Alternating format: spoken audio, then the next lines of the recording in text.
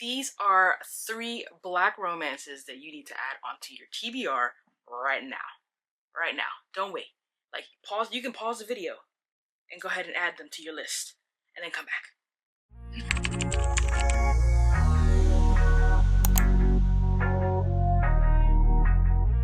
Hi, my name is Crystal and this is Lee Loves Books, where I primarily talk about indie romance books that I read on my Kindle. Now, I do obviously have a collection, but these are what I like to call my paper trophies. As soon as I love a book, we're adding it to the collection. Now, I'm going to start with the most recent ones that I just read as of like this month, and it's probably going to be on my list of top favorites of the month. And it is Hostile Takeover by Christina C. Jones. This is a black billionaire romance. It's also enemies to lovers because they are competing family businesses. But Orion, I think I'm saying that right. Orion is a billionaire. He has just acquired Nalani's family business. Now, this is her mother's legacy. Obviously, her mother has passed prior to the book starting, but this is her family legacy through her mother's side, her maternal side. Her father's on the board, I believe, as a CEO. I'm not gonna say too much about her father, but y'all gonna find out what type of man he is. Anyways, Orion, obviously, he's a billionaire. He needs a wife. He needs heirs. And it's not necessarily for anything because he's a CEO of his own business. It's not like in order to get his business he has to be married. No, he's already a boss. But it's mainly for like the kind of like 5-year plan that he has going, and he wants kids. He wants someone to continue his legacy, and that's where Nalani comes in because he saw her one time in a magazine. She's a boss ass bitch herself. And he saw that and was like, I want that. Even a part in the book where he's like, black, beautiful, ambitious, and about her own money and her own business. He said that's a unicorn, alright? And that's what he wants. Nalani, she wasn't like kicking and screaming, I wouldn't say, but she was still giving as good as she got.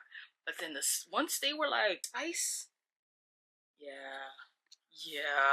I wouldn't say this is primarily there's no real third act breakup.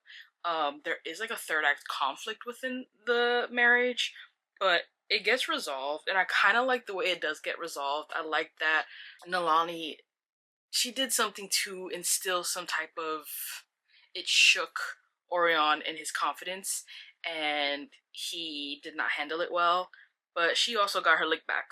She was like, you're not about to treat me no type of way. And I love that for her. I really, really do.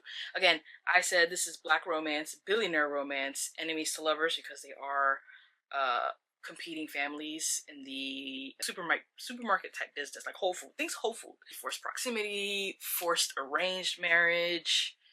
Yeah, it's delicious. Pick this up. It is on Kindle Unlimited, but the cover, beautiful. It has like constellations because that has significant meaning to Orion and his family. All of his siblings and everyone in his family is named after a constellation.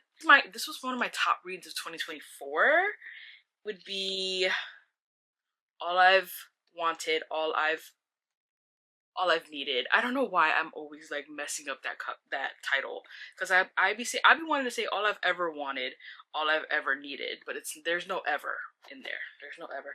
This cover, gorgeous. This was my first book by A.E. Valdez, and I love her penmanship.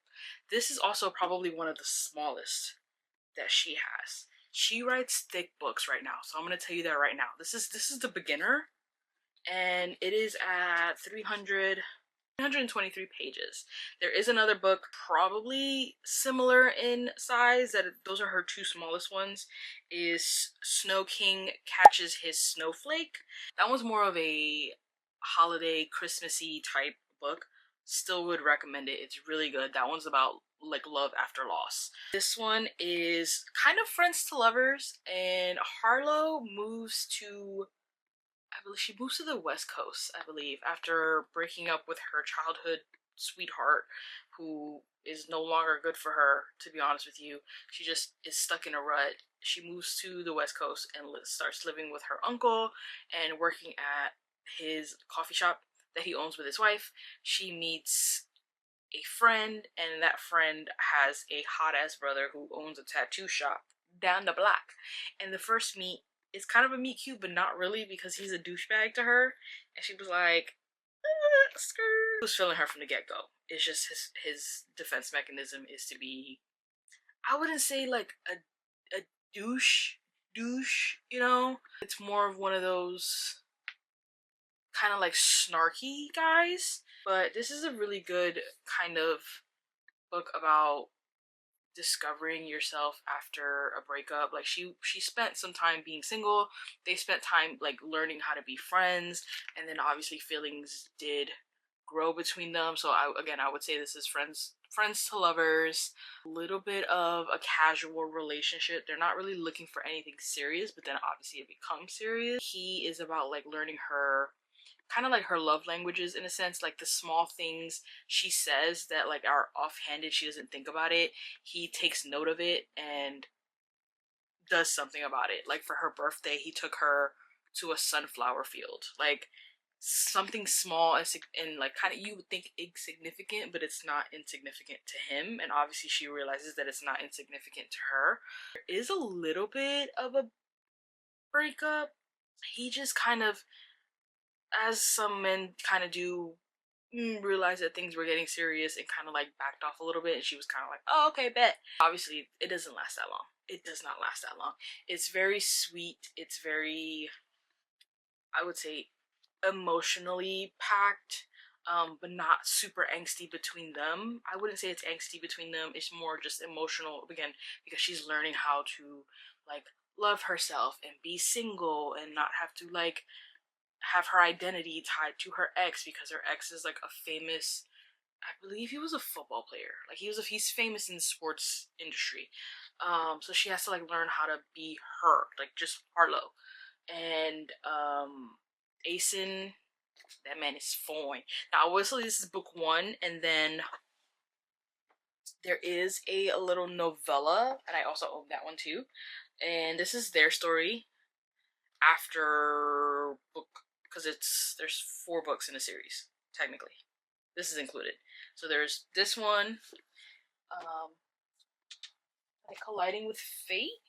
This is the 3rd one, but I think this goes after. This one, and then it's this one. This one is just featuring their engagement and marriage, or wedding, so to speak. Beautiful, beautiful book. Last but not least, this was read at the end of 2024. Immediately shot up to a favorite of the year, and it's Just Right by Sean. Now this is a Goldilocks and Three Bears inspired black romance, and I liked it because like chapter 1, she breaks into these people's houses and you know, I feel like what happens is she gets a gun to the head, and I feel like you would do the same thing too if someone breaks into your house. You can't, someone break into my house, eat up my snacks, eat up my food, laying in my bed. You lucky all you're getting is a pistol, and I'm just cocking it, because I would have started blasting. But anyways, yeah, it is a MMFM, so it is a polyam relationship dynamic. 2 of the guys are already in an established relationship. They are married to each other, and then there's a 3rd who is like their very close friend. It's, I wouldn't say it's romantic between the 3 guys. Are, you know how you can have platonic soulmates? So Sin and Enzo are married, and then Romeo is their platonic soulmate friend.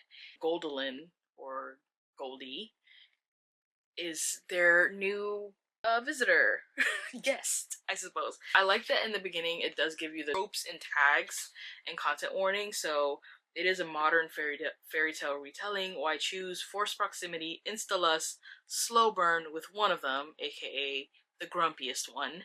Benefits to more.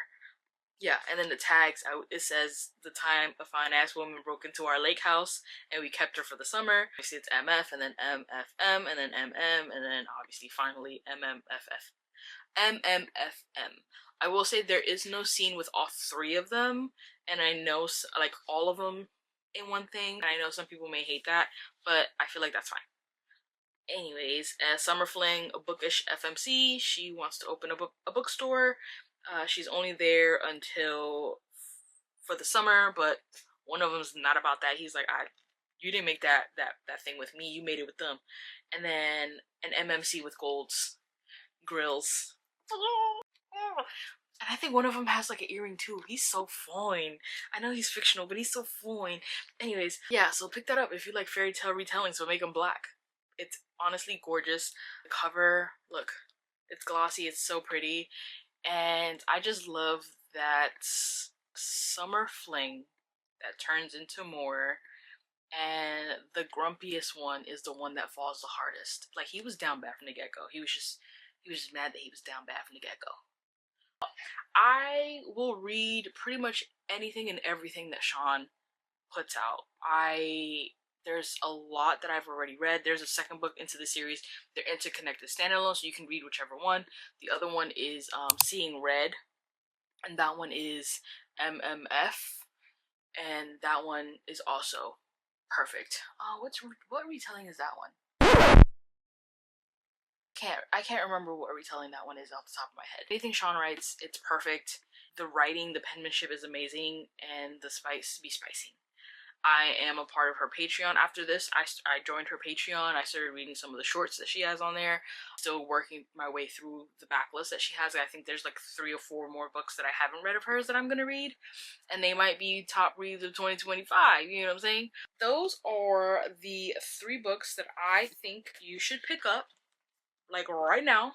If you did it at the beginning of this video, you should do it right now. At this point, you've watched most of it, so you can click out of this and just add them to your TBR. I won't feel offended. You watched most of this video anyways. Thank you so much for watching. Bye.